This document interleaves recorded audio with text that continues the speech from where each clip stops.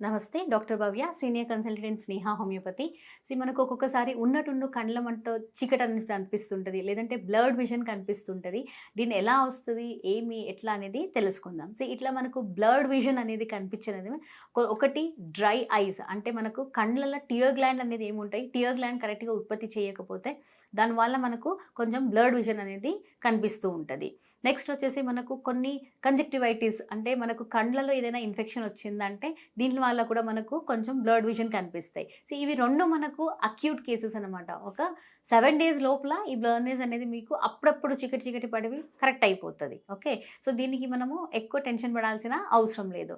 Next వచ్చేసి మనకు hypoglycaemia, అంటే గ్లూకోజ్ లెవెల్ తక్కువ అయిపోయినప్పుడు. నెక్స్ట్ హైపోటెన్షన్, అంటే బ్లడ్ ప్రెషర్ అనేది మనకు తక్కువ అయిపోయినప్పుడు మనకు ఉన్నటుండే కండ్ల ముందు చీకటి చీకటి అనిపిస్తూ ఉంటది. మనము సడన్‌గా కూలిపోయినట్టు అనిపిస్తూ ఉంటది.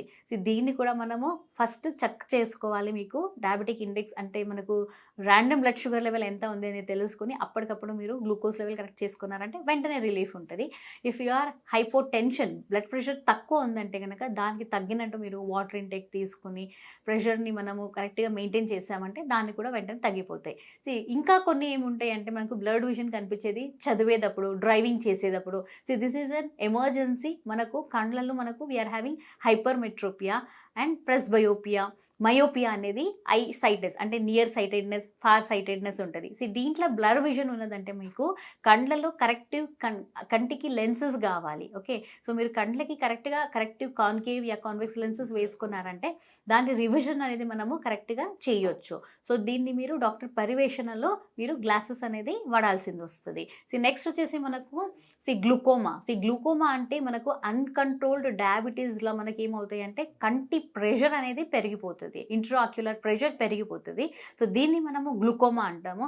దీనికి మళ్ళీ కెటరాక్ట్ అంటాము. ఏజ్డ్ ఆఫ్టర్ 60+ వాళ్ళకు మనకు కంటిలో ఒక చిన్న పొర వస్తది.